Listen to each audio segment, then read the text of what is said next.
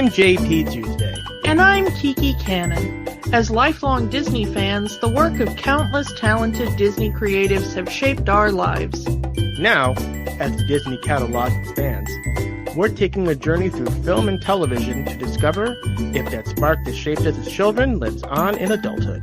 Does your favorite Disney media still cast that same spell? Join us as we find out. We are Rewatching the Magic. Hi, Kiki. Hi, Tuesday. Alright, before we get into today's feature, we do have some news we want to get to. First off is our sponsor for the next couple of weeks. That would be the Logan Awards, the Logan Whitehurst Memorial Award for excellence in comedy music. Kiki and myself were judges last year. We were indeed. Yep, so the nominations are open for this year's Logan Awards. You can go to LoganAwards.com and you can nominate your 5 favorite comedy-related things from 2020. That is the only really rule, that it had to have come out in calendar year 2020, which makes me think there's going to be a lot of pandemic and political songs nominated this year. Yeah, I'm kind of glad that we were judges last year instead of this year, because we didn't really have to deal with all the pandemic humor. But remember that when they're asking for things, they mean anything from the latest hit by really famous comedy artists or something your best friend put up on YouTube. There is a minimum and maximum of 5 nominations per person. And there are 3 categories where you can nominate your ideas. Best original comedy song, best parody song, and best comedy music video. Now remember, you only have 5 nominations per person, so make them count. Yeah, and that's over all categories. And nominating the same thing multiple times does not guarantee it to make it as a finalist. Yeah. Nominations will be open until May 28th, so you have some time to make up your mind if you have a lot of songs that came out last year that are on your playlist, as it were. I know personally that sometimes, even if things don't win, I have found a new artist that I really like and become a fan of, and then they become better known, and maybe they win in a later year.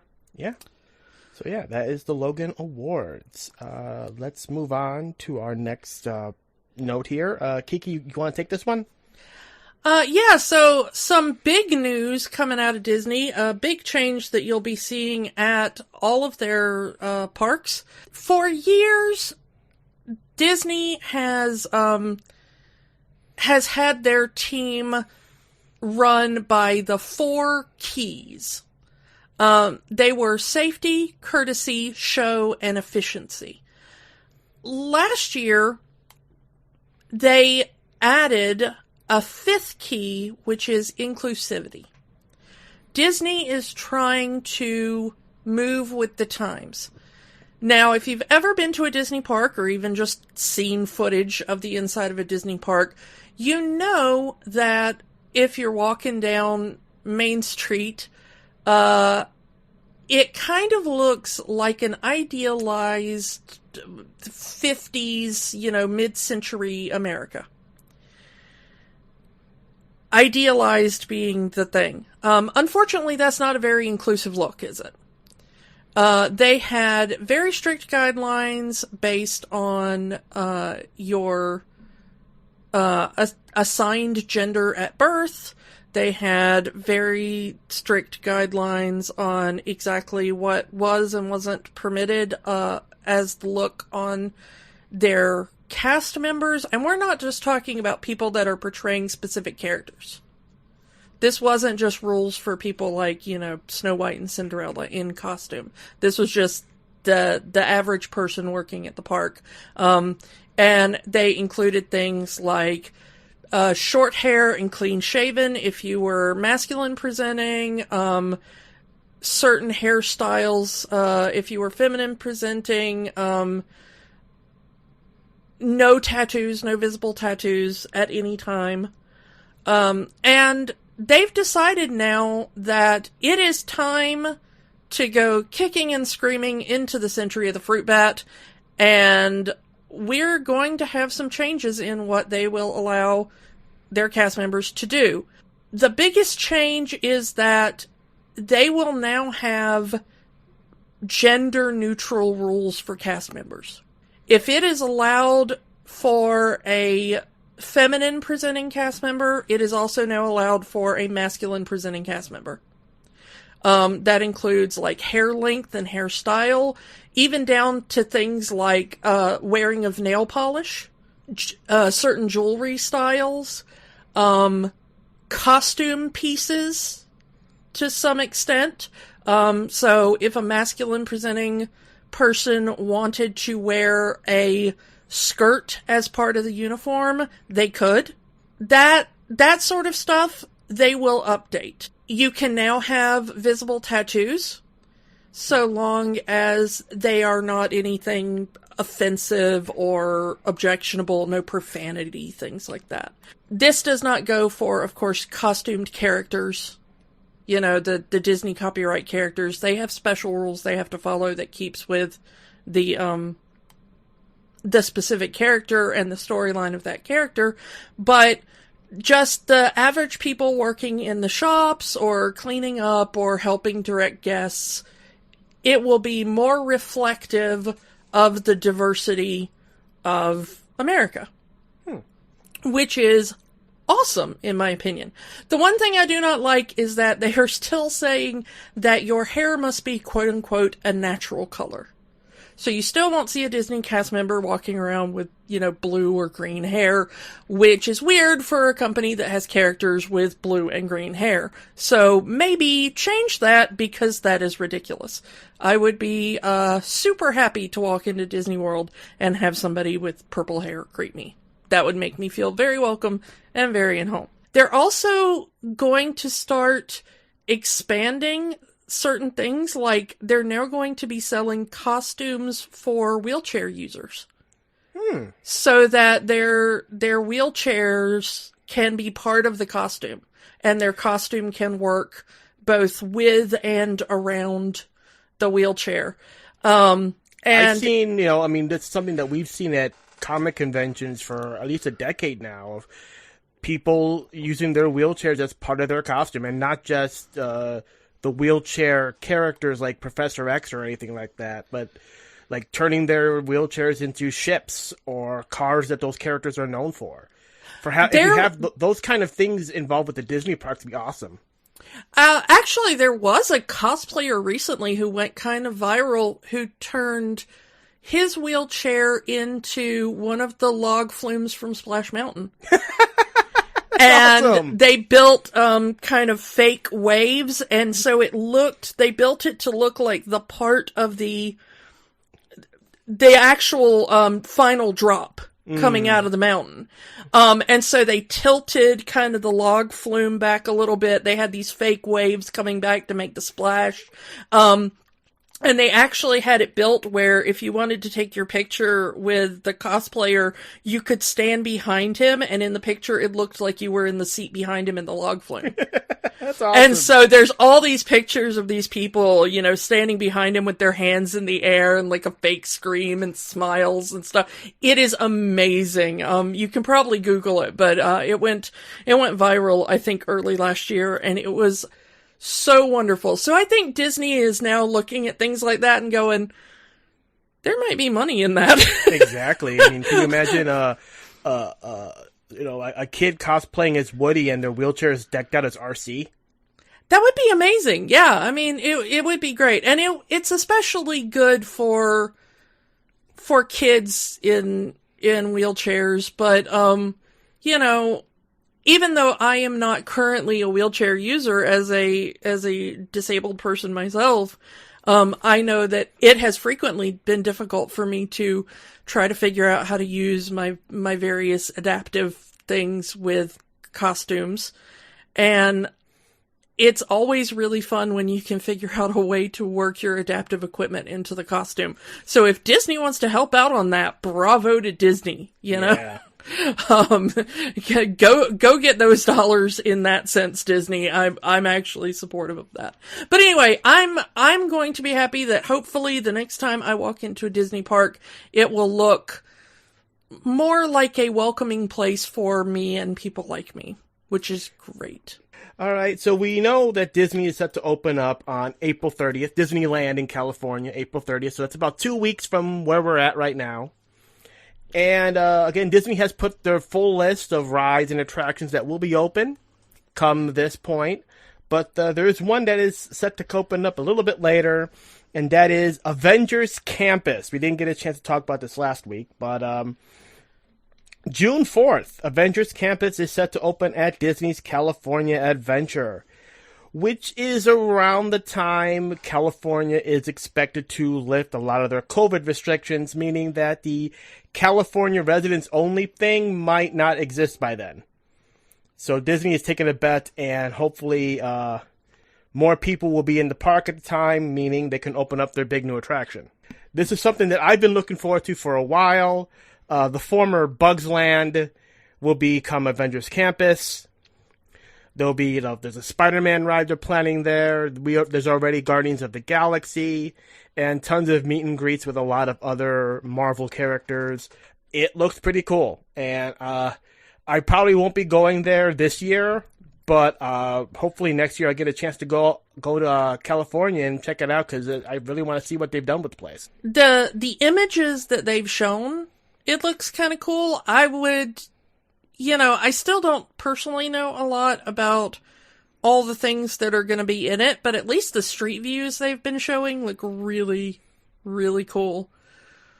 I know they had planned things for it, like a Spider-Man robot animatronic thing that swings out every now and then. And so I really hope they've got all that working, because that would be cool. I saw some of the early test footage of that, and hopefully they've worked it all out.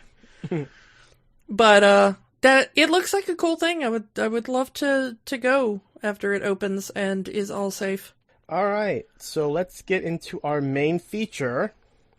That will be the 2003 movie Holes, which is a movie that several of our listeners have requested us to do. But neither one of us has really seen this movie before doing it for this podcast. Yeah, and this is kind of, I was, excuse me, going back through, we've done a few that one of us haven't seen before. Mm-hmm. When we did Solar Opposites, we did a TV show that nobody had seen before, because we did it right when it was released. And we did the one TV special, Mouseketeers at Walt Disney World. When we did that, neither of us have seen it before, but that was kind of a weird bit of Disney ephemera, so I'm not sure that totally counts. But as far as like a well-known Disney film that neither of us have ever seen before, this is kind of a first for us. We're not really rewatching anything; we're just watching the magic at this point. Yeah. It was bound to happen at some point, and this is the point. So. You're walking into the woods. There's no one around you, and your phone is dead. Out of the corner of your eye, you spot him. Shia LaBeouf. Running for your life from Shia LaBeouf. He's brandishing a knife. It's Shia LaBeouf. Lurking in the shadows. Hollywood superstar Shia LaBeouf. Yeah, we'll talk more about him later. But yeah, this is the movie that introduced Shia LaBeouf to the world. He was, I believe, on Even Stevens before this. Yes, is that correct? With Christy Carlson Romano, who played Kim Possible. But unless you were a kid tuned into the Disney Channel, Shia LaBeouf was not a household name. I had seen commercials for Even Stevens, but honestly, to this day, I've still never seen the show. I was not aware of him. And, of course, since I didn't see this film in theaters, it wasn't until later that I actually became aware of him as an actor. Like the Transformers movies, right? No, I think it was before that. I think there was a movie he was in between these two that I got. But, yeah, so... Yeah, Holes, based off a young adult novel from 1998. I was familiar with the novel after the film came out. At the time I was working in the early 2010s. I was working in a kid's store, and that book would like be in the little kids book section. I never really read it. Yeah, I had a very weird kind of point in my life where I did not really read young adult fiction during my childhood so much. It came from being an accelerated reader. I kind of went from Dr. Seuss to Shakespeare, like, in a really bizarre, skipping over most literature. And this would have come out, like, what, we would have been, like, juniors in high school, maybe seniors, when it came out. Yeah. So, this was definitely not a book that I would have picked up at the time that it came out. So I've never read the book. I do read a lot more young adult fiction now, because it's frankly more interesting than the stuff being written for adults. But yeah, I never read the book. And when the movie came out, when I saw the trailers and was trying to decide whether or not I should watch this movie, the trailers did not grab me. The trailers do not accurately represent what this movie's about. And I'm not sure that they could. The way this movie is put together, and it's very faithful to the book as far as I can tell. It's told in a very non-linear style. Very Tarantino-like. Yeah, it is kind of in a similar manner to some of Tarantino's films. It's very much... It skips around both timelines and narratives, and at the end it kind of all comes together. And in retrospect, you go, oh, okay, that's what it was leading all up to. But this movie doesn't really coalesce into a single story until about the last 20 minutes. Yeah, and you're wondering what are all these flashbacks about, and you realize the flashbacks come at the right time to tell you the information that you need right then and there. Yeah, but it does not, it foreshadows things, but it doesn't foreshadow them obviously enough for you to really get it until the end. Yeah. I was watching this movie with a friend, and he at one point said, I'm watching 4 different movies and I don't know what they have to do with each other. And for a lot of this movie, that's kind of how you feel, I think. Yeah, something happens in the movie that triggers a flashback, but you have no idea the context of the flashback. Or why you're seeing it at that particular moment, because it's not until 30 minutes later that you go, oh, okay, I see why I needed to know that information at that time. And for this kind of movie, especially, we've talked kind of about this with Davy Crockett. For the time, this is actually pretty, for lack of a better term, woke. This handles a lot of race issues and even child labor issues that you wouldn't think a Disney movie would tackle. Issues of the justice system, issues of race and the justice system, issues of class and the justice system, issues of just the American justice system being garbage. I'm kind of gonna warn you, if you're sensitive to issues of incarceration or mistreatment of children, this is a giant trigger warning I wish somebody had given me. You'll see as it progresses, and I'll kind of fill you in on where this, but this movie was a minefield of my personal triggers. And so I probably had a slightly different experience watching it than most people would watching it, hopefully. But, yeah, this is listed, on Wikipedia as an adventure comedy film. Do you feel like this was an adventure comedy film, Tuesday? It doesn't really become an adventure till like the last half of the movie. And it's not really a comedy through most of it. Coming of age would be probably the best bet of it. Yeah, I mean, it does have some humor in it. I'm not saying that it's like a completely joyless slog or anything, but It does feel more like a coming-of-age narrative rather than this was intended as a good time adventure comedy romp. Mm-hmm. Which, yeah, after seeing this movie, how do you advertise this movie? And I think that's probably why you and I would never really was interested in this movie, because there's no way to streamline this movie to advertise it in a way that would get people to explain this movie what's all in it, if that makes sense. What's all in this movie. I cannot think of an elevator pitch for this movie. It's too complex. And in fact, it's so complex that when we go through the plot, we're going to have to kind of do it a little bit differently than the movie does it, because it's kind of impossible to do the editing and the pacing of the movie justice. Yeah, so let's actually get into who's in this movie, and then we can get into the actual story itself. Like we said, this is the movie that really kind of introduced Shia LaBeouf. It says introducing Shia LaBeouf in the movie. He is our star and viewpoint character for most of the film. Stanley Yelnats, the caveman.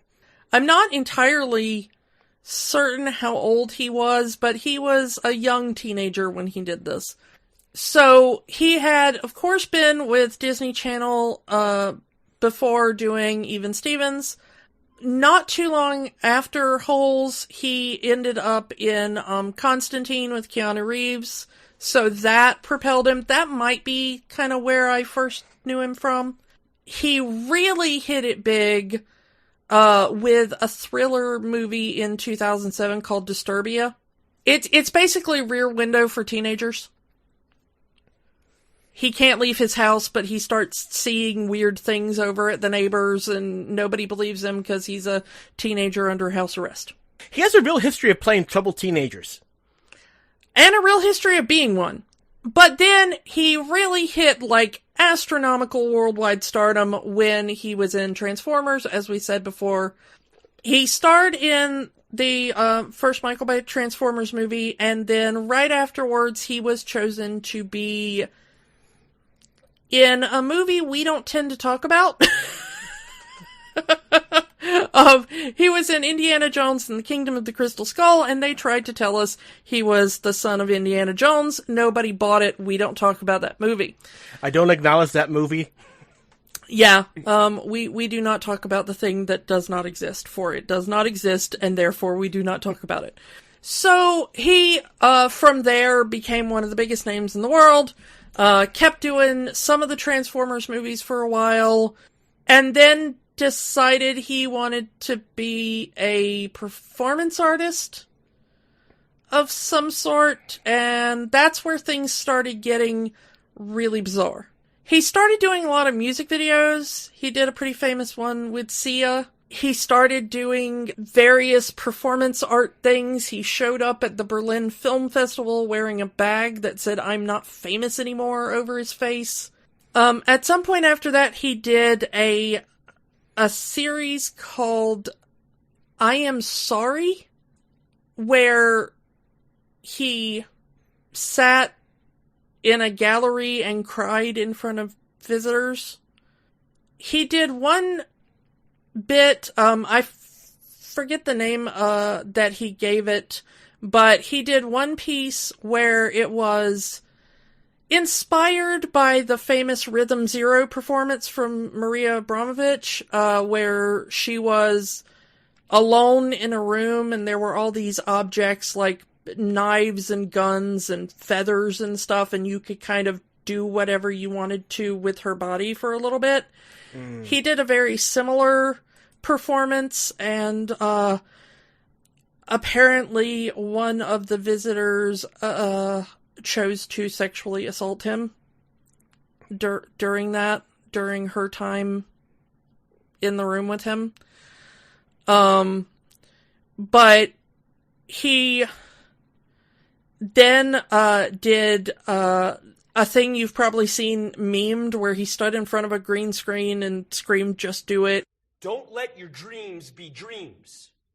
Yesterday, you said tomorrow. So just Do it! Make your dreams come true!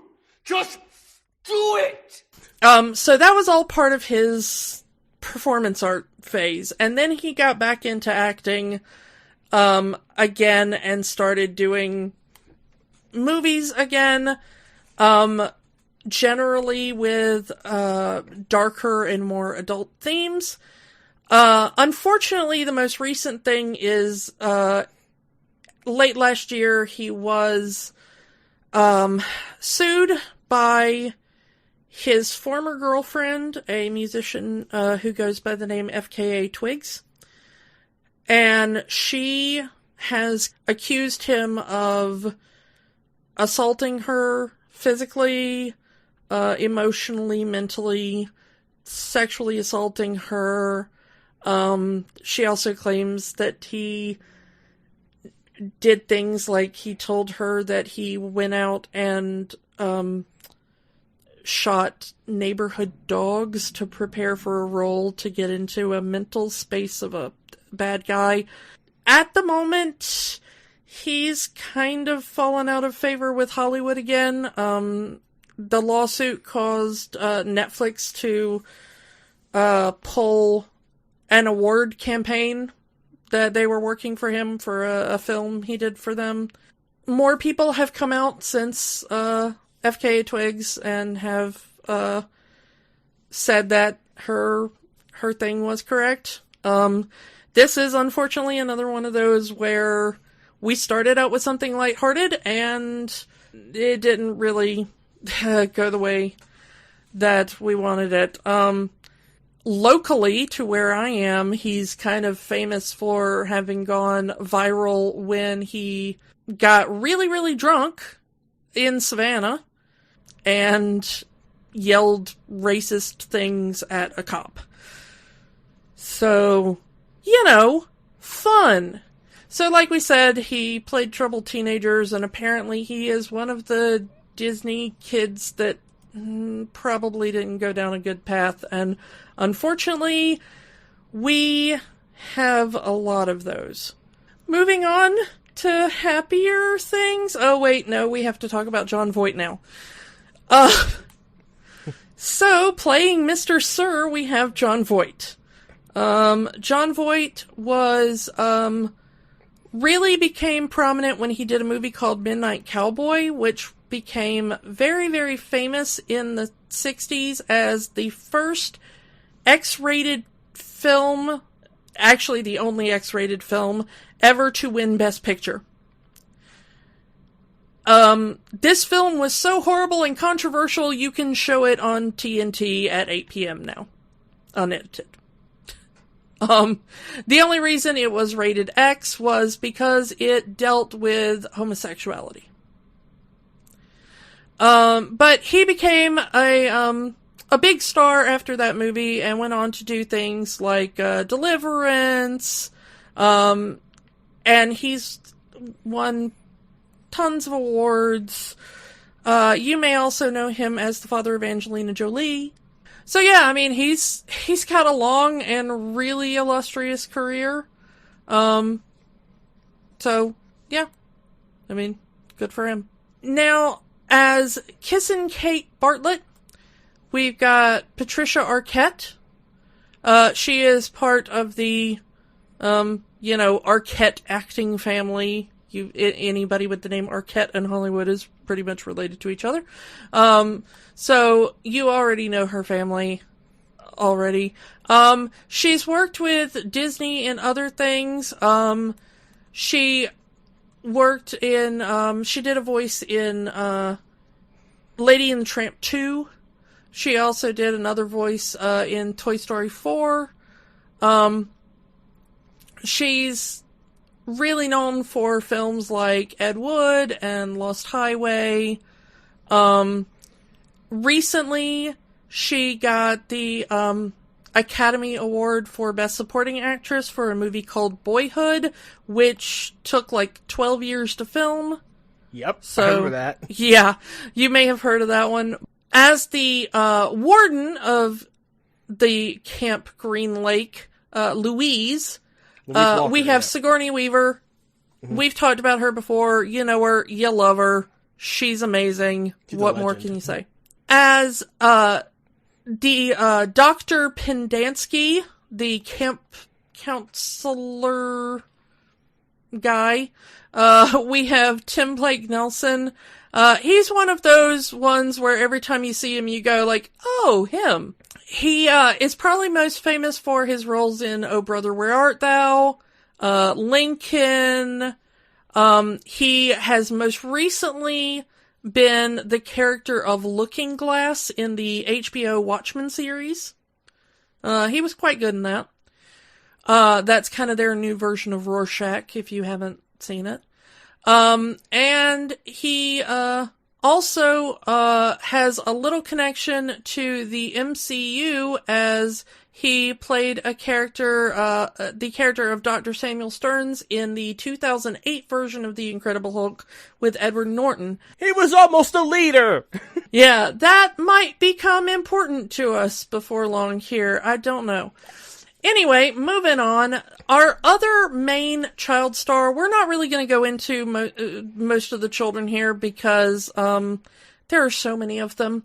So we're going to stick with the two main ones. But as our other main child actor who played Hector Zero Zeroni, we have Cleo Thomas.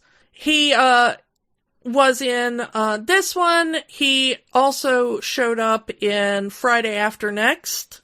Walking Tall, and then, he showed up in, the, police procedural Major Crimes that was on, TNT for a while.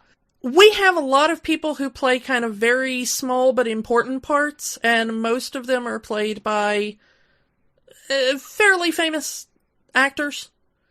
So we're going to go through those real quick. The biggest one is playing Stanley's father, Stanley Yelnats III. The main kid, Shia LaBeouf, is Stanley Yelnats IV. So his father, Stanley Yelnats the third, is played by the Fonz himself, Henry Winkler. Hey! Yeah, you would know him, of course. He's Fonzie from Happy Days. I mean, how do you not know Fonzie? If you don't know Fonzie, I don't know what to do with you. Of course, more modern audiences will remember him playing Barry Zuckerhorn on Arrested Development. He shows up in Parks and Recreation recently. He has been doing a TV series called Barry on HBO. For a bit. If you're an Adult Swim fan, he was on Children's Hospital. Yeah, he's everywhere. If you watched a lot of 90s and early 2000s family movies, he was like the dad in most of them. Yeah. So including this one. So yeah. Moving on, we have another one that I was shocked to see because I didn't know he was in this one. But we have, as the Onion Man, also known as Sam, we have Dule Hill. I know him and love him because he was Gus on Psych on USA, the TV series Psych. Good singing voice. Yeah, really good. He's also a tap dancer as well. He played a character named Charlie Young on The West Wing, so if you were a fan of The West Wing, you would know him from there. He is also now on the TV series Suits. So, yeah, he's been in movies like She's All That, and it was really neat. He has a rather short but incredibly integral part in this. Speaking of people who were not on screen for very long, but are really important to the plot, we have Madame Zeroni, the legendary Eartha Kitt. The best Catwoman ever. The greatest Catwoman to ever live. Yeah. I only got to meet one Catwoman so far in my life, and it was not Eartha Kitt. I'm very gutted I never got to meet Eartha Kitt. If you don't know her as Catwoman, then you definitely know her every Christmas when you hear Santa Baby. Santa Baby. She also did one of the most amazing songs I've ever heard, I Want to Be Evil. I wanna be evil. That song just recently got used on Lucifer on Netflix. And of course, Disney fans will know her as Yzma in Emperor's New Groove. Why do we even have that lever? We have that lever for the joke, Yzma. Don't you know anything? So again, as another small but integral part, as a character called Sweet Feet Livingston, we have Rick Fox. Rick Fox was an NBA player who played for the Celtics and the Lakers. And I only know him because he showed up on Dancing with the Stars. I'm not a sports fan. Did he have Sweet Feet dancing? I think he won. No, he didn't win. He came in pretty high, if I remember. But, if you follow esports, apparently he owned a League of Legends team for a while. I don't follow League of Legends. I only do Overwatch League, so I don't even know him from that. And then you may know him because he was married to Vanessa Williams and then later dated Eliza Dushku. So, pretty interesting personal life there. But he also shows up now on a lot of, like, celebrity game show stuff. Like, he's on To Tell the Truth a lot and things like that. So, and the last kind of smaller character actor we're gonna talk about. Oh, no, there is one. How did I miss her? Because I did want to talk about, playing Stanley's mother. We have, Siobhan Fallon Hogan, who, most of us, I think, at least of mine and Tuesday's age, if you're our age, you will remember him as Edgar. You know, he came back and he was Edgar, but he wasn't Edgar. It was just like he was wearing an Edgar suit. She's the wife from Men in Black that her husband gets taken over by the bug and just wants sugar water, you know. So it was kind of interesting to see her in here. But she's been in tons of stuff. She's been in, like, Forrest Gump and, you know, all that kind of stuff too. So she, you know, she's in everything. She's generally in the background as a character actor, but, she's definitely one of those, hey, it's that guy characters. Yeah, she's really fun. And she recently showed up in an episode of What We Do in the Shadows, and she was just so funny in that bit. So, it was great. But yeah, the last one we're going to talk about is, Scott Plank, who he plays, Trout Walker in this, film. He doesn't have a lot of screen time, but the movie is dedicated to him because unfortunately 6 months before it was released, he ended up dying in a car accident. So he never actually lived long enough to see this one released. He was in a lot of theater. He was in the original cast of Dreamgirls on Broadway. He did a lot of work with, he did a long tour with Chorus Line. He was in the movie A Chorus Line as one of the background dancers.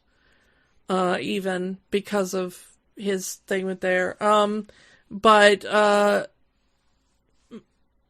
he was again another one that would show up, kind of as a guest star on TV or something like that. But, a lot of his work was in theater.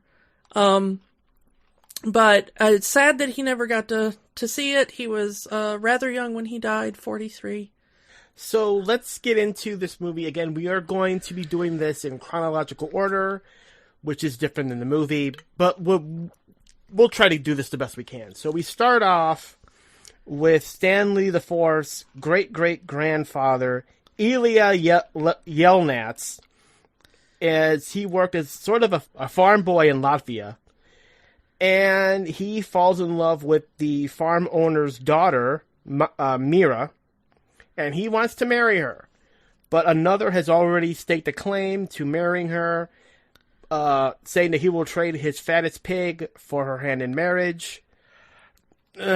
Creepy, but that is kind of the way things were done back then.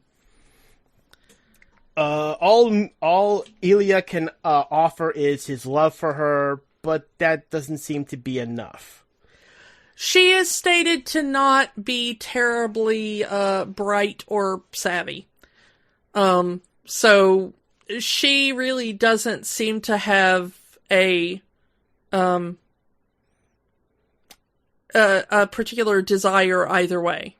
Yeah. So As it's mostly left up to her father. And her father is thinking, I could get a big fat pig for my farm out of this. That's a great investment. So to seek help, Ilya here seeks help to the fortune teller, Madame Ziloni, who straight up tells her, don't even bother with this girl. She's not all there in the head.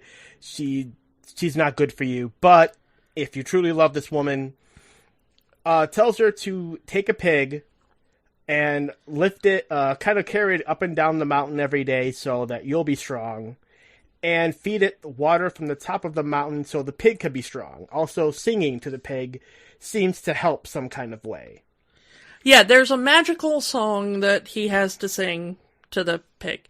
This movie, and the book, more so than the movie, this really does follow a lot of fairy tale and folktale logic.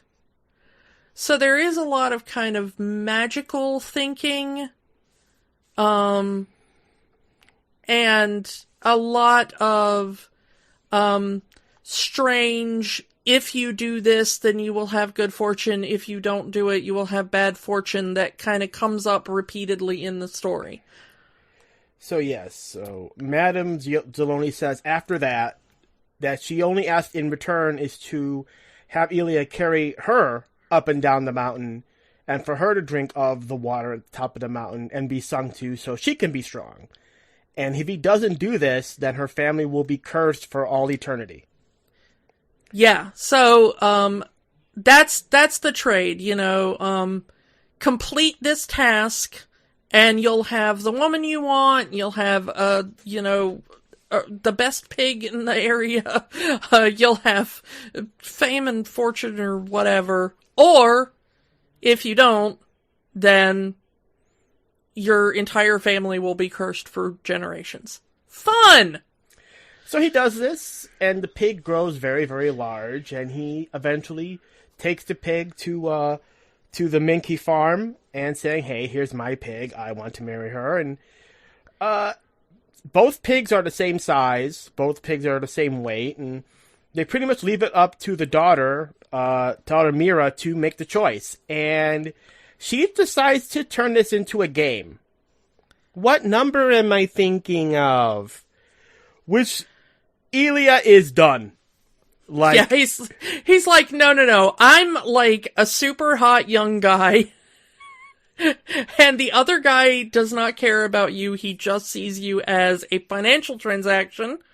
So no, I'm done. I am moving to America. And he does. He gets in the first boat to America, but he forgot to pay his part of the deal. You don't forget Eartha Kitt. Like you do not forget. The film straight up Kitt. shows him waking up on the boat and in it with a very much of an oh crap face on himself. Oops, I forgot about Eartha Kitt. I hope that won't come back to bite me and my family in the butt for several generations. So this starts the... There is one line that needs to be said because it's important later. Madame Zeroni does say that her son had previously moved to America. Yes. So there you go. That is the tale of Ilya and Madame Zeroni.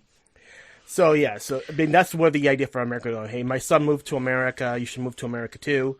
Anyway, so we fast forward, and this starts the the Yelnats family curse, where every single generation of Yelnat men have been cursed with terrible luck.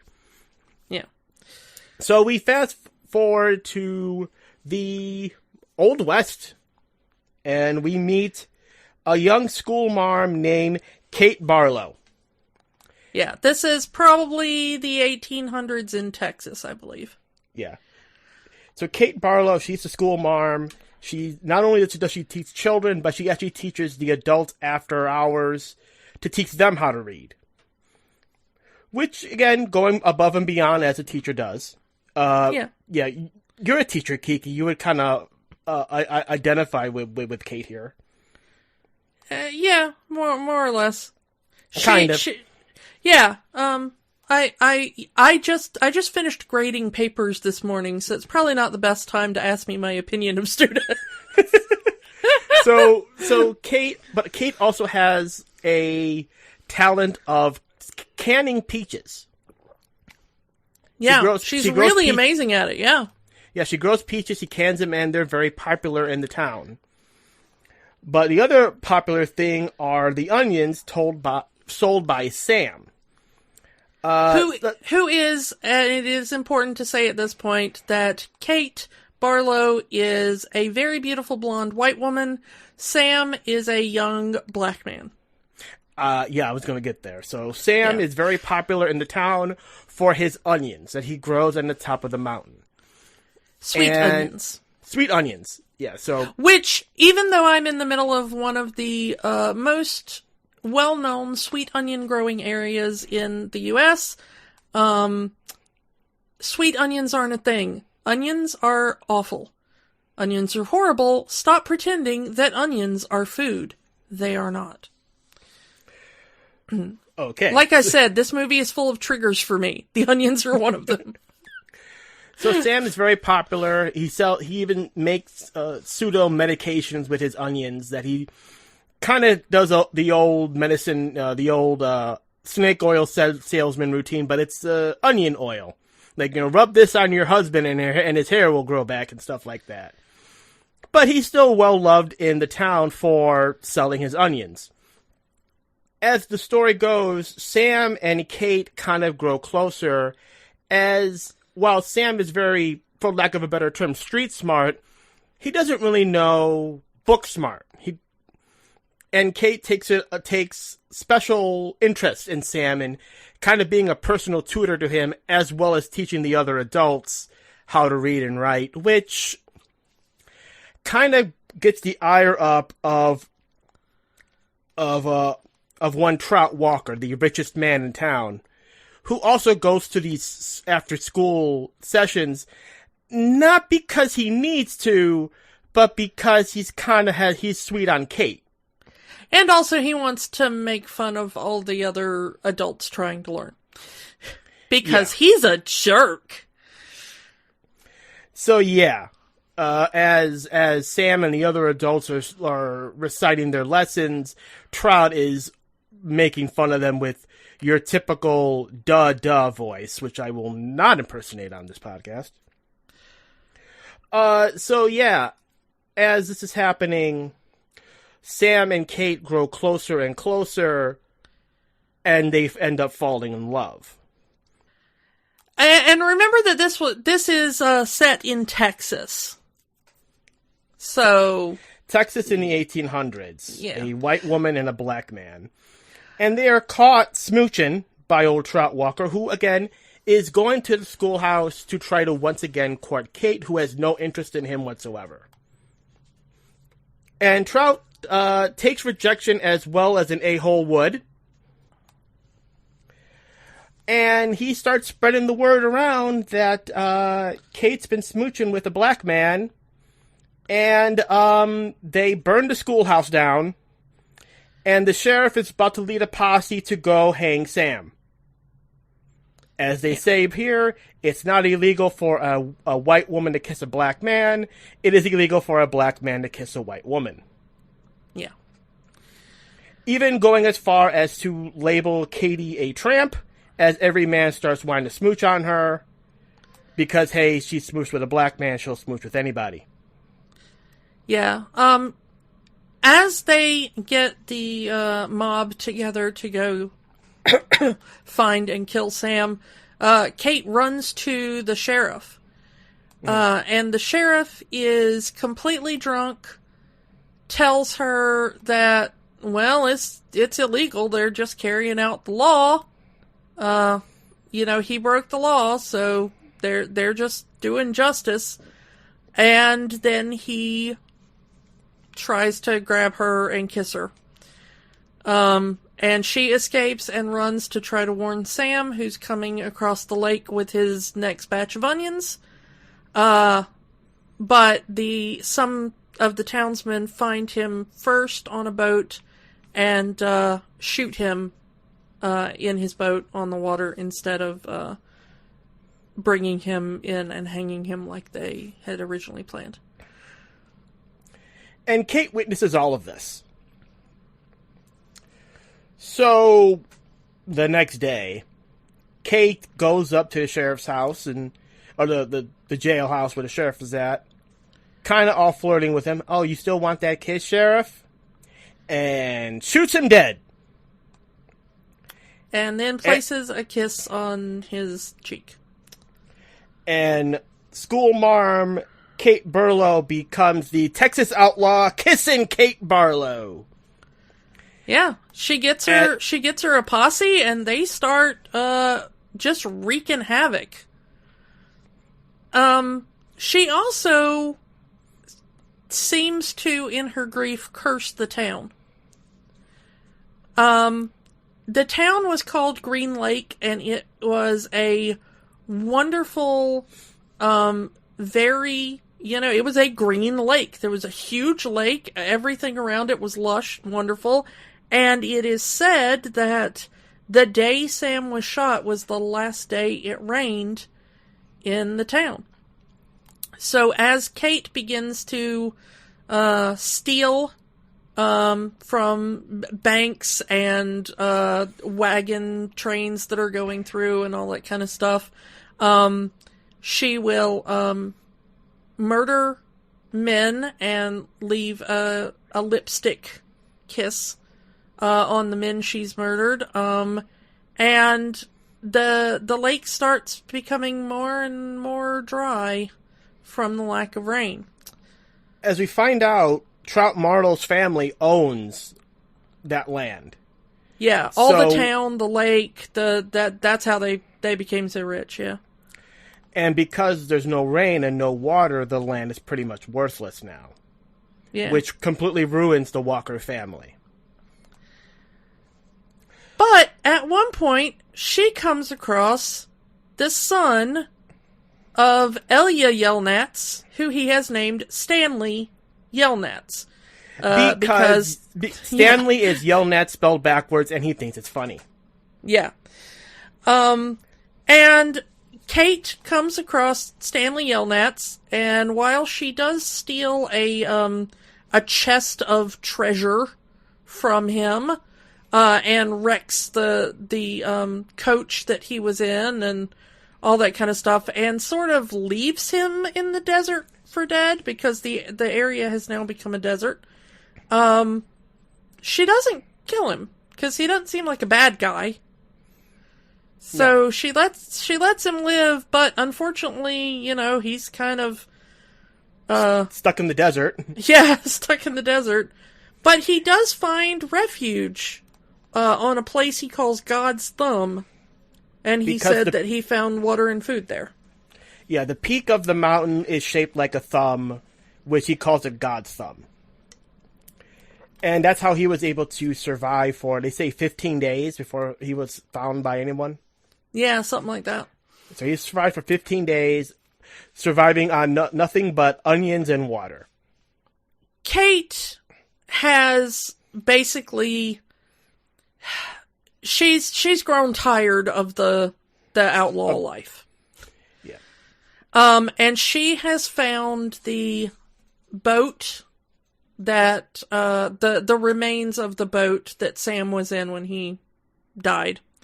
And she has a vision of Sam, and as she's sitting in the desert in this overturned wreckage of a boat, Trout Walker and his now wife, who was apparently one of the children that Kate had been teaching years before. Well, I mean, I don't think they were together then. The movie at least doesn't say it, so hopefully he waited. But they're now broke because the Walker fortune has dried up just like the lake. And they come and track Kate down and say, no, you gotta give us your treasure. And they hold her at gunpoint. And with nowhere to go, she grabs one of the poisonous lizards that live all over the area and has it bite her and tells them, start digging. And then dies. Yep. Fast forward to modern day, and we have...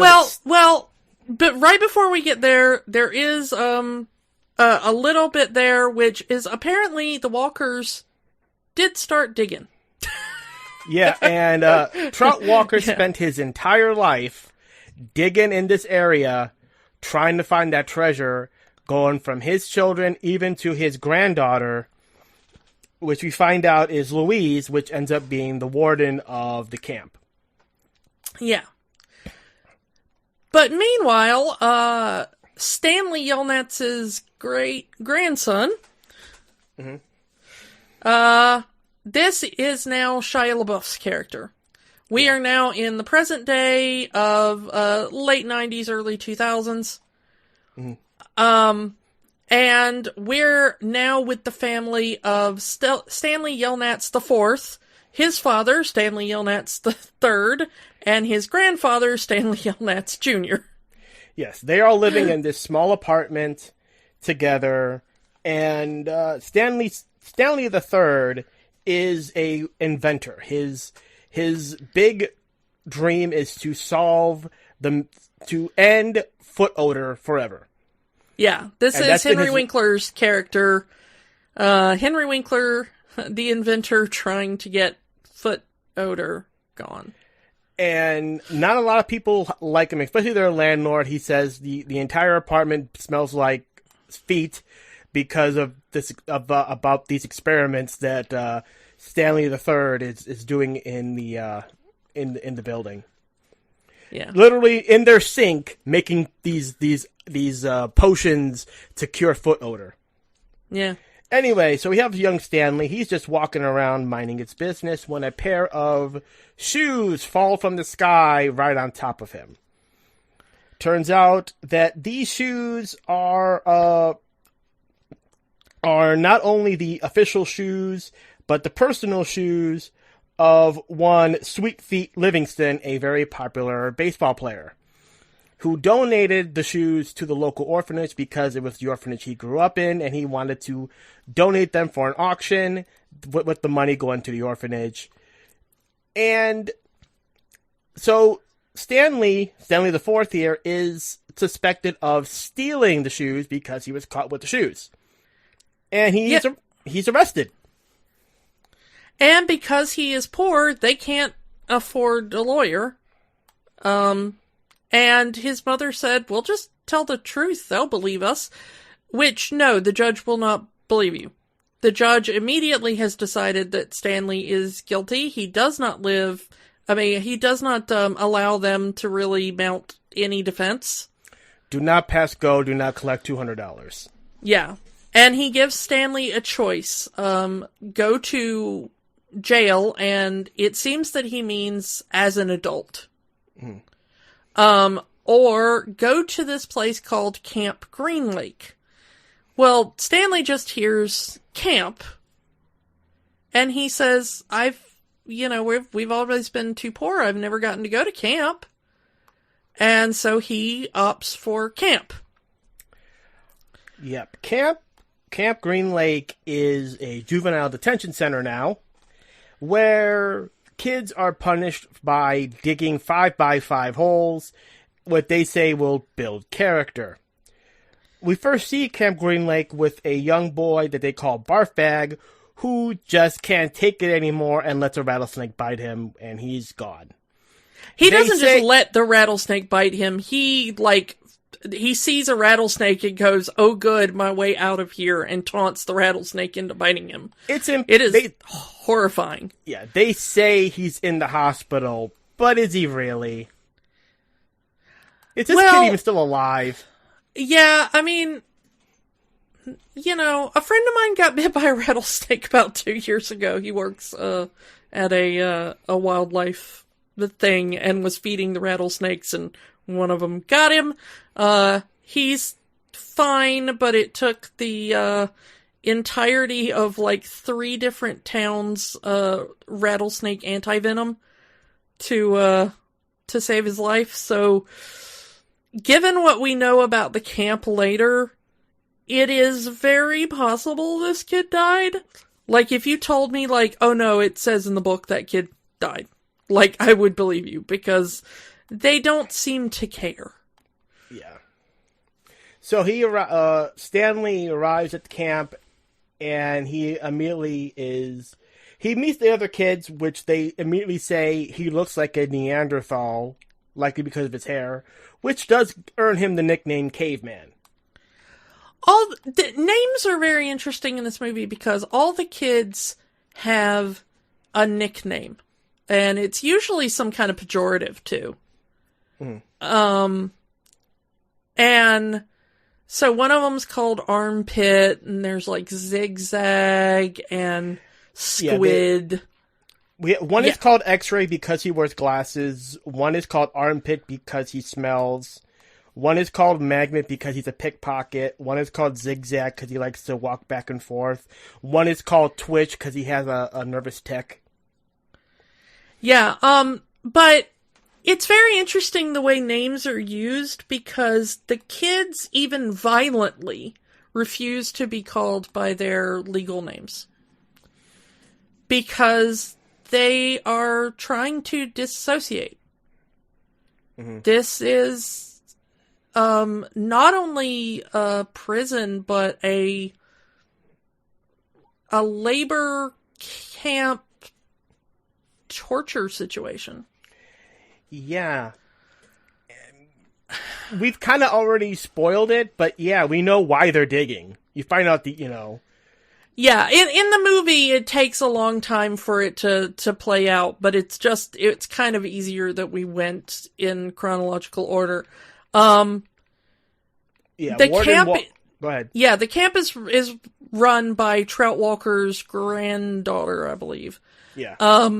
And she's still looking for the treasure, so she's turned it into a youth detention camp. She's told people, what's the line they use? You take a bad boy, you make him dig a hole, and he turns into a good boy. It builds character. Yeah, which is a really American idea, and unfortunately one that is still pervasive. Basically, if you punish a bad person enough, they'll learn not to be bad anymore. Well, it's not even about the punishment. It is literally about physical labor. Mm-hmm. It's about work. And, it is about the fact that that we still have legal slavery in America. Mm-hmm. It's just, as long as you're in prison, we can force you to work. This also comes from a tradition that is unfortunately still going on,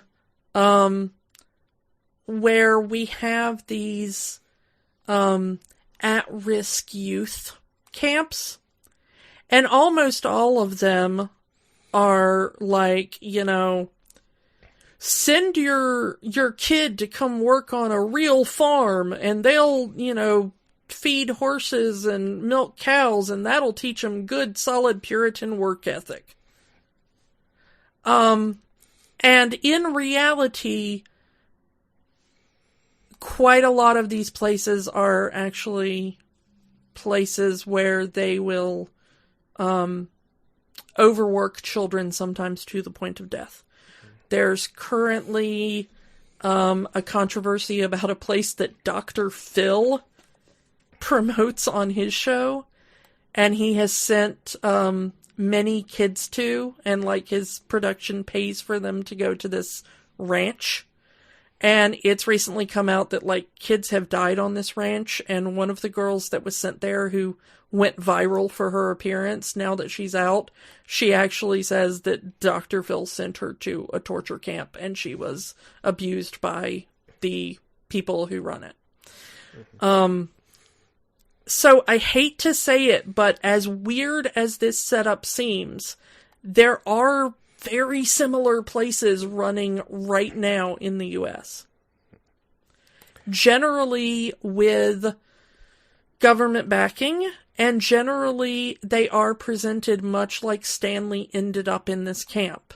Do you want to go to jail, or do you want to go to this work camp to build character? Yeah. So he ends up meeting Mr. Sir, which is John Voight's character, who has a habit of eating sunflower seeds. He says that he's been told to quit smoking, so he needed a something to replace that with, so he started eating sunflower seeds every time he wanted to smoke. This actually comes back. So at this point, Stanley is told that he's digging the 5x5 holes. If you find anything interesting, bring it, and if we like it, you'll get the day off. Yeah. Which, again, comes... this happens for a couple of days until Stanley finds what him and the other kids believe to be a golden shotgun shell. Which, while this actually starts the bothering with X-Ray, as he's been there the longest of all the kids there, and he hasn't had a day off. So he wants the golden shotgun shell for himself. That way he can get a day off. And Stanley agrees, giving him what they believe to be the golden shotgun shell. And with the initials KB in it. Yes. And the warden sees this later we find out that, it's where Kissing Kate's treasure's at. So it gives X-Ray the day off and starts a massive dig in that area, believing if Kissing Kate's thing is there, that the treasure might be there. So if she has all the kids dig one big hole, and they find nothing. Because that's not the hole where Stanley found what he believes to be the golden shotgun shell. Although Stanley actually marks the hole he found it in with a big rock. That he believes there's more there. He's just not telling anybody. A couple of more days pass by, and Stanley and Zero end up forming a friendship as Stanley starts teaching Zero how to read, much like mirroring what happened with Sam and Kate. Yeah, because when we were introduced to Zero, Pendansky, who pretends to be the therapist of the camp, actually tells Stanley, like, oh, we call him Zero because there's nothing in his head. He's total zero up there, no brain, and he doesn't even talk. And then we find out over the course of the movie that, well, Zero does talk, he just keeps to himself. He's also the first person done with his hole every day. Because you dig until you get a hole of a certain size, and then you can go back and rest for the rest of the day. So the faster you dig, the less time you have to be out in the sun. And Zero is always the best. He's always the first one finished. And we find out very quickly that it's also because his shovel, which is how they use to measure the holes, is actually a foot shorter. And he's the smallest kid, so nobody's ever realized that his holes are actually a foot less in diameter and a foot shorter than everybody else's. But all of the other kids seem to be aware of this and let Zero have it because he's the shortest kid. Yeah, he's a small child, and they kind of feel sorry for him because they also think that he's unintelligent. Mm-hmm. So yeah, the shovels are they make it right in the beginning. The shovel is your measuring stick, When the hole gets to be when the top of the shovel gets to the top of the hole, you're done. Yeah. So a couple of days go by, and Magnet, while they're getting their daily water, Magnet steals the bag of sunflower seeds from Mr. Sir's car here, and hides it. They end up tossing it to each other in a game of keep away. But when it gets to Stanley, Butterfingers drops it. But to prevent no one from finding it, he starts to bury it. But Mr. Sir, again having his little fixation change up, is immediately aware that his sunflower seeds are gone and goes back to retrieve it from whoever stole it. Yeah, and he finds the bag. The bag hasn't been covered up very well. So he finds the bag in Stanley's hole, and instead of ratting out Magnet, Stanley just says, "Yep, it was me. I took the whole bag. I ate a bunch of them. Dumped a bunch of them in my hole. It's fine. I did it." Yep, which gets him into the warden's house. And we see that the warden is obsessed over kissing Kate, with various newspaper clippings all over the house. Yeah, and Stanley starts putting things together at this point. Wait a minute. And he comes to the conclusion that the golden shotgun shell isn't a shotgun shell at all. It's kissing Kate's lipstick. Yeah. We do see that Mr. Sir is very obsessed with making the children fear him so that they'll do whatever he says. He likes the power trip. Mm-hmm.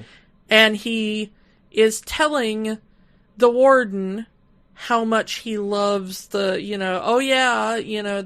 is how I treat them, and then they respect me, and he's really praising himself, and he's brought Stanley there for some kind of punishment for how dare you treat Mr. Sir badly, but the warden doesn't care.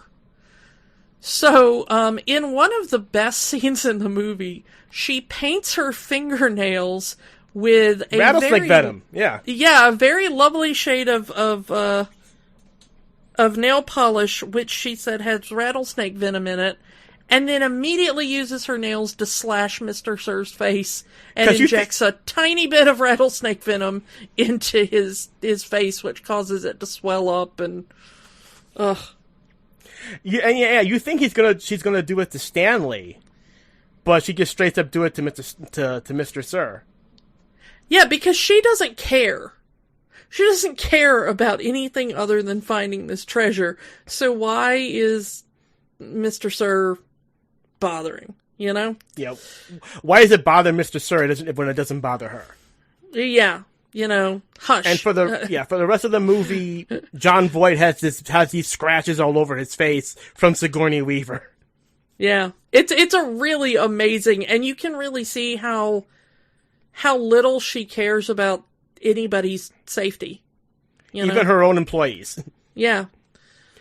So we go to the next day, and we find out, so the friendship has budded between Zero and Stanley, as Stanley has been teaching Zero how to read, and Zero in turn is helping Stanley digging holes, which starts a fight between the kids, because they believe that Zero is digging holes for Stanley and Stanley is doing nothing.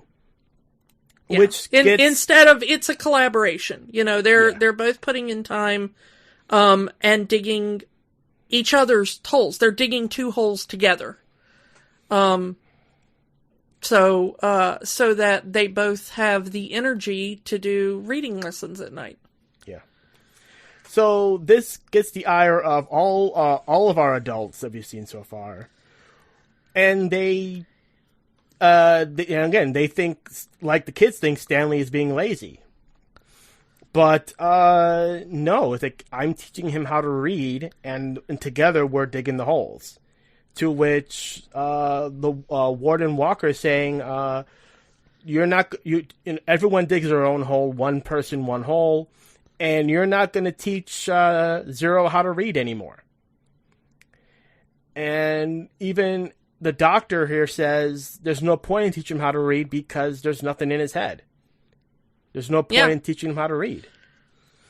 And he starts to mock Zero, like, what does CAT spell? And Zero can't answer because they haven't gotten to that part in the lesson, you know? Yeah. And finally he says that Zero is only good for digging. It's his only talent. That's all he's ever going to be. He's just going to be the guy who digs holes.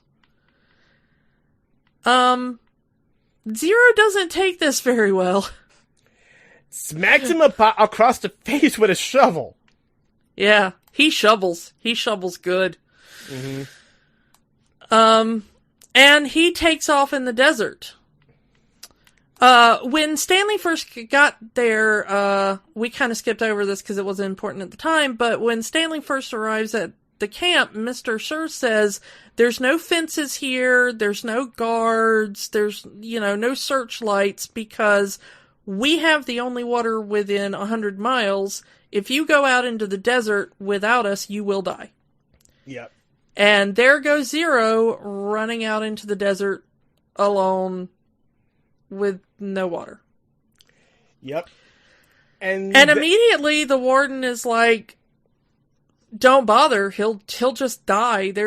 He has no family. We've established that he was kind of living at an orphanage and living on the street and stuff. There's nobody to look for him. They figure very quickly that there's been no social worker looking in on him since he's been sent to the camp. So nobody's going to notice if he goes missing. They're just going to burn his file and pretend he was never there. Mm-hmm. So all of the adults are just like, well, whatever. We might find a skeleton one day, but we don't really care. Yep. And not long after this, this is where we're introduced to Twitch, who is the newest recruit at the camp, who was sent there because he stole a car. Yeah, he likes speed, man. He likes getting in a car and going very fast, and he's also like 12. Hey, that's a future race car driver right there. Yeah, but Twitch helps Stanley steal Mr. Sir's truck, and his original plan was to drive out into the desert and find Zero, but he ends up crashing the truck into one of the holes. Yeah, because he gets a little too excited and he doesn't keep an eye on where he's going because he has never driven a car before. And he also runs off into the desert trying to find his friend. Yeah. As this is happening, a lawyer comes to the camp looking for Stanley, saying that he's been cleared of all charges and he gets to go home. Oops. And they're like, come back tomorrow with paperwork. We really want to make sure that you're super official because the safety of our kids is paramount. Goodbye now. Crap. Yeah.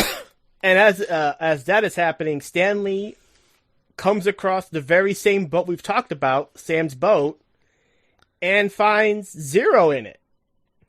Yeah, he's it's turned over and there's a little kind of cave dug underneath that apparently Kate used to live in, and so Zero has found that and has discovered that there's some leftover jarred preserved peaches. 100-year-old peaches. Yeah, but I think that the idea is that it's basically turned into alcohol. That it's fermented. Mm. Well, he calls it sploosh because it's all liquid now. Yeah. And, but they say it tastes like peaches, not knowing what it actually is. And that's what Zero's been surviving on for the last several days. And they need to get out of there. Stanley suggests that they have to go back to camp, and Zero's not going to go back.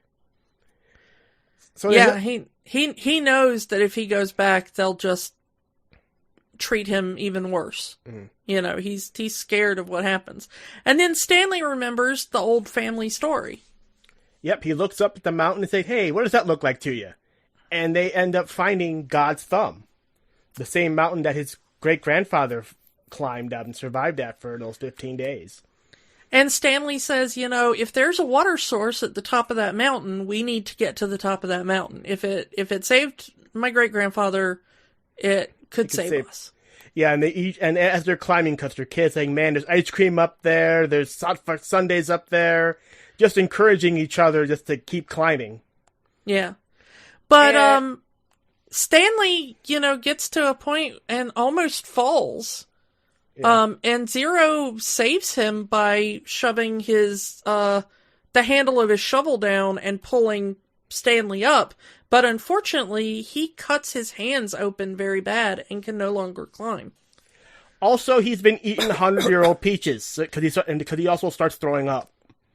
Yeah, once again, it's probably alcohol, dehydration, and heat stroke. But yeah, Stanley is like, no, we are getting to the top of this mountain if it kills us both, and he puts Hector on his back, Zero on his back, and starts climbing. As we hear the words of Eartha Kitt in the background, as if it hasn't been hammered in enough, that once a Yelnats carries a Zeoni up the mountain and lets them drink, that will end the curse. Yeah, and we didn't really say it, but Hector Zeroni. That's why he's called Zero. It's not because he's unintelligent. It's because his last name is Zeroni. Who is, we find out, is the grandson or great-grandson of I think it's like Kitt's great grandson or something like that. Forget how many. But yeah. He's the related descendant to of Madame Zeoni. Zeoni. Yeah, he's the descendant of Madame Zeoni. And as he carries them up to the top, and they see this very greenish land filled with onions and water, at the exact same time, back home, Stanley III accidentally drops an onion and a peach in his concoction and finally figures out how to cure foot odor because the curse has been lifted. Yeah, this scene plays a little different watching it in 2021 current year because he's been the whole movie, he's been wearing these shoes and getting them all stinky and smelly and then spraying various things on them and then having his family smell them and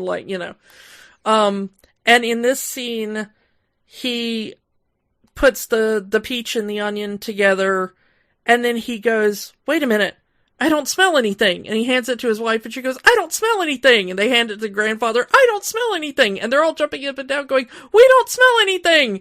And my friend immediately says, "Oh crap, they all have COVID." And I was like, yeah, maybe this is not the year to see a bunch of people jumping up and down being happy they can't smell anything. It's a little differently right now. It's definite symbolism, as the peach represents Kate and this onion represents Sam. Yeah. It's a little interesting that would have been the combination that does, because, we're never told whether or not Sam is related to Madame Zeroni. It seems possible he could be, but we're never told his last name. Mm-hmm. Because otherwise, except for with the, it seems like an almost unrelated story, except that his the original Stanley Yelnats ran into this woman. Mm-hmm. And that was her origin story. I kind of want to think that Sam is maybe a descendant, because then it brings the story fully together. But then he would have died before he had a descendant. I mean, it could have been like he was the grandson of Madame Zeroni, because that would have been okay in the timeline. And that he had a brother, so that maybe this is like Zero's great uncle or something. It would have made the them eating the onions a little bit more joyful, Anyway, as Zero is now healed back to health thanks to the power of onions, he starts telling his story. How he got on the streets. He got on the street, him and his mom were always going place to place, and usually he would, when his mother couldn't take him, he would lead Zero somewhere else and come back for him, but one time she didn't come back for him. And he's been living at this orphanage ever since, and his dream is to hire a private investigator to find out what happened to his mom. Yeah. And he also was the one that stole the shoes. Yeah, he didn't realize that they were there for an auction. It was just that there was a bunch of donations, clothing donations in the homeless shelter, and he thought that they were just shoes somebody had donated to be worn.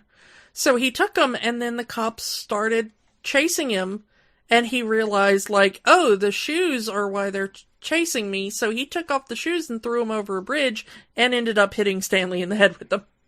Yep.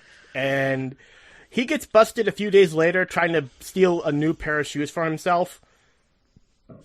So that's how they both got into the at the camp. And Stanley just laughs this off. It's destiny. Like, we were meant to meet, we were meant to be friends. That's a pretty positive way to look at it, Stanley. That is a pretty chill reaction to "you got me sent to the hole digging torture camp." A lesser person would have probably done bodily harm to poor Zero after finding that out. Yeah. But at this point, now that they're rested and now that they're healthy again and hydrated, Stanley wants to go back to camp to, as he says, dig one last hole. Because Stanley has figured this whole thing out. Mm-hmm. He has realized why they were there, what they were looking for, who the warden is, how this all connects together. Mm-hmm. And he's like, we've been digging in the wrong place. I marked the real hole. Let's go see what's down there. Yep, and they go down there and they find the treasure chest. Stanley the First's treasure. Or Kate's treasure, depending on how you want to look at it. Yeah, I think we're supposed to think it's a combination of the two. I think it's the original treasure that Stanley the First had, and then whatever Kate stole and added to it. Yeah. But they find this big giant chest in the hole, and they're like, yay! And then all of a sudden, the adults from the camp show up. Yep. So, and the warden's like, give me my chest, please! And then we're probably gonna kill you and throw you in the desert. As this is happening, the poisonous lizards start crawling all over Stanley and Zero, but they don't bite them. We have skipped over it because it wasn't important at the time, but apparently these sweet onions repel the lizards from biting you. Yeah, well, we didn't entirely skip over it. We said that Sam was kind of a medicine man as well, as in he was selling potions and everything. One of the potions he sold was a lizard repellent, basically. That was made out of onions. And the boys didn't realize it, but eating the onions, and also I think they brought a bag of onions with them, because we see them eating along the way. The onions make the lizards completely passive. And so the lizards are just crawling over the boys, but they're not angry, they're not biting them, they're just like, hey, cool, we like you. They like the scent of onions, apparently. But the adults don't know that, so they're just standing there, because if they go near the lizards, they'll get bitten, and they'll die. So they pretty much wait for the lizards to bite the kids and then kill the kids and then take the treasure chest. Yeah, and they stand there until dawn, waiting for the lizards the lawyer to comes back. Yeah, and here comes the lawyer looking for Stanley. And the lawyer finds them all standing by the hole, and she's like, Stanley stole my chest. The warden is Stanley stole my chest. As soon as he gives it back, you are free to take him. He is free to go, but he needs to return my property. She claims that he stole it from her cabin. Which he completely, like, as soon as this happens, he just jumps out of that hole, lizard's on top of him, saying, I didn't steal anything from you. We found it. Yeah, but you found it on my property, therefore it belongs to me.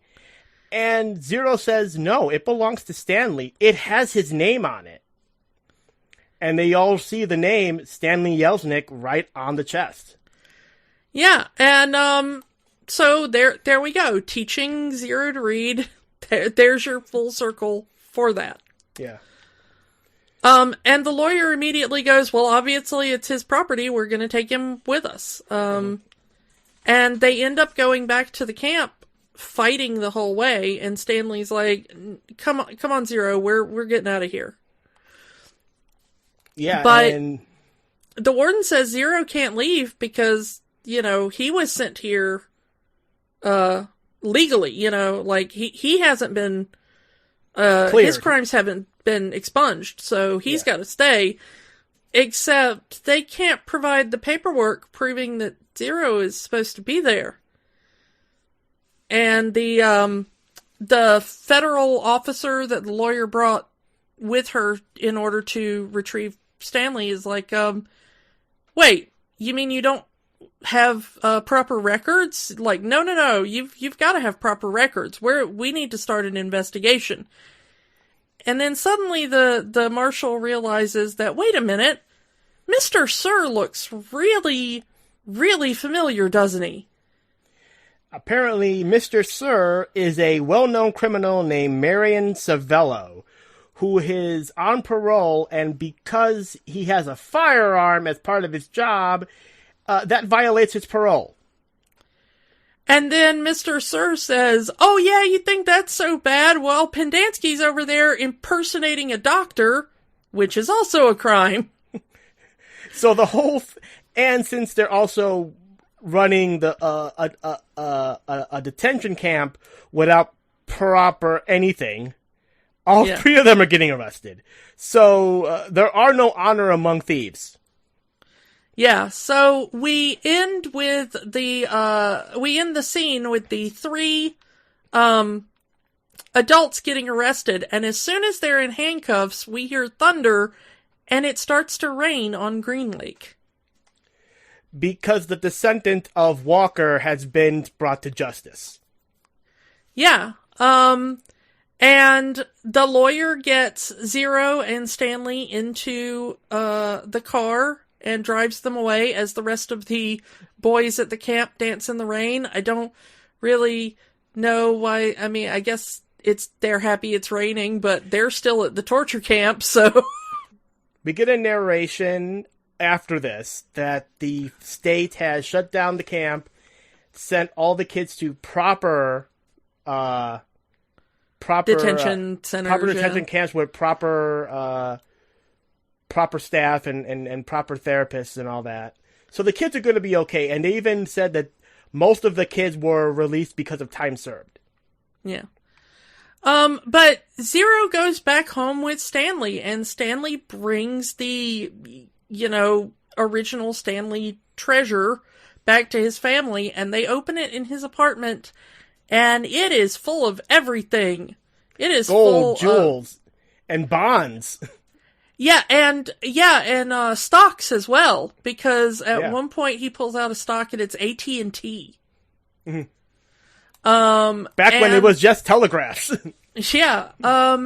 And Stanley, before they open it, Stanley says, look, I think it's only fair that whatever is in this chest, we split 50-50 with Zero. Which the family agrees to. It's only fair.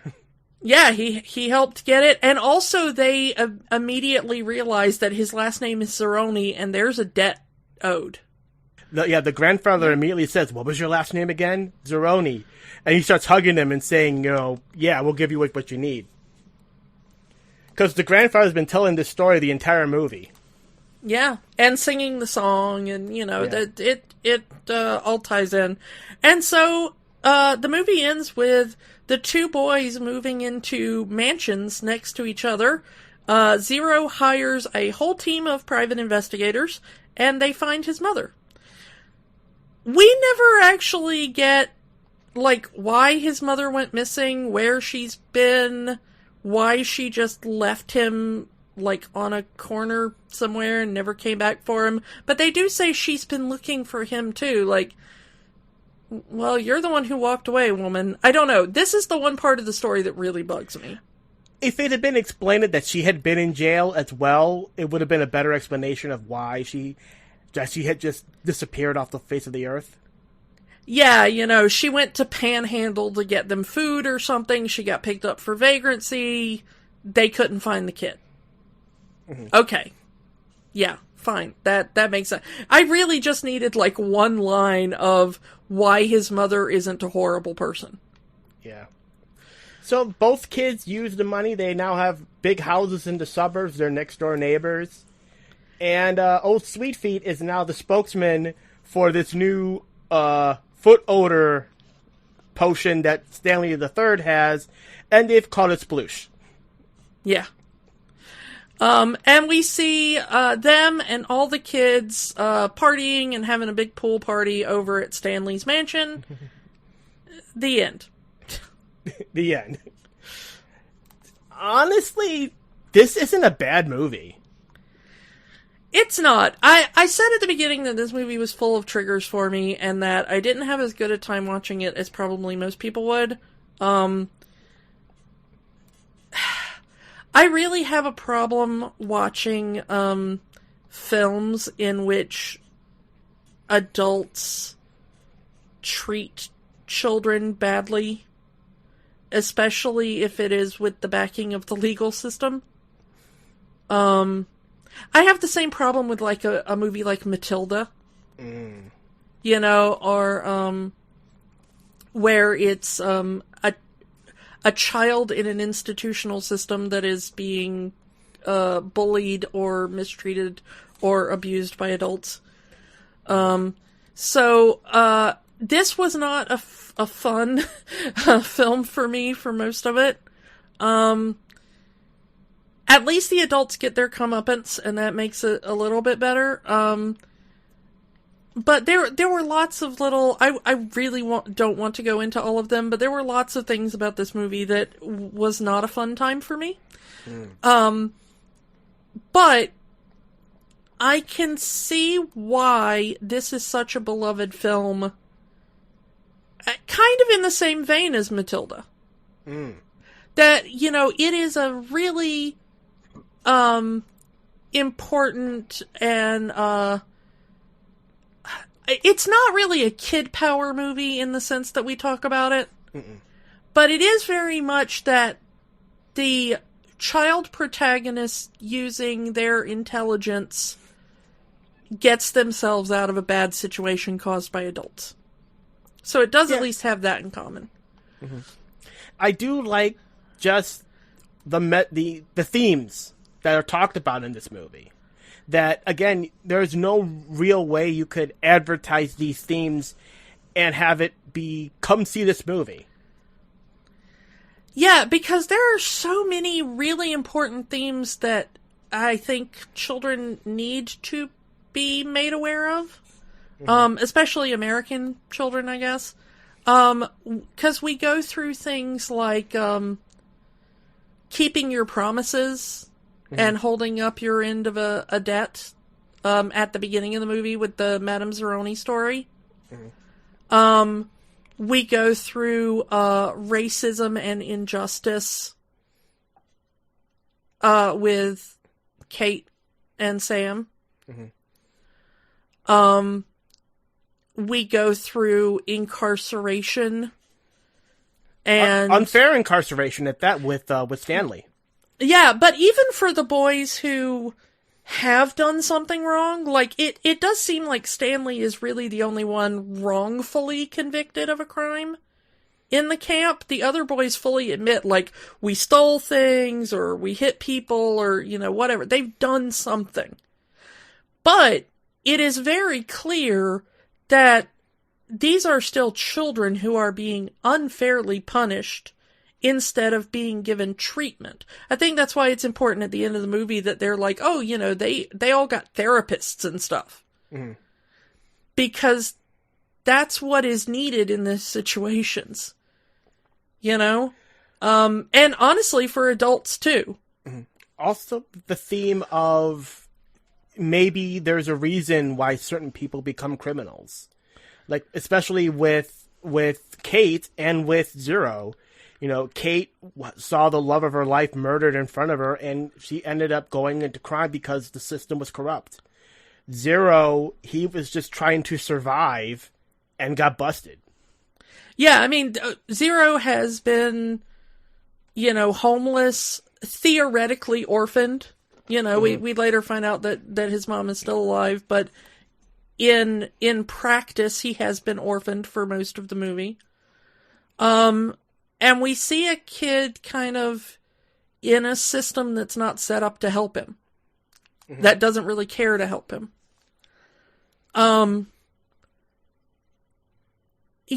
There's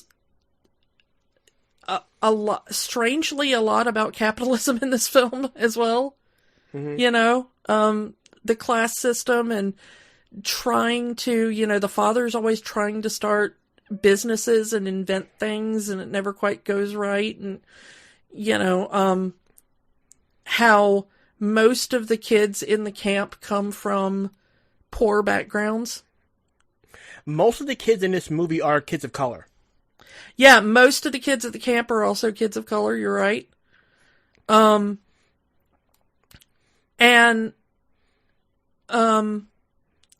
I think it's kind of important that all three of the adults upholding the system are all white. Mm-hmm. As well. So it's, and of course, even though, Louise Walker, the warden, by the end of it, she's no longer from money, she still has this land. Mm-hmm. And she is still making money off of these kids. She's being paid by the government to take in these kids. And using them as labor. Yeah, it's mentioned in the passing after it that the land was seized by the government and now is a girls' camp. Yeah. So.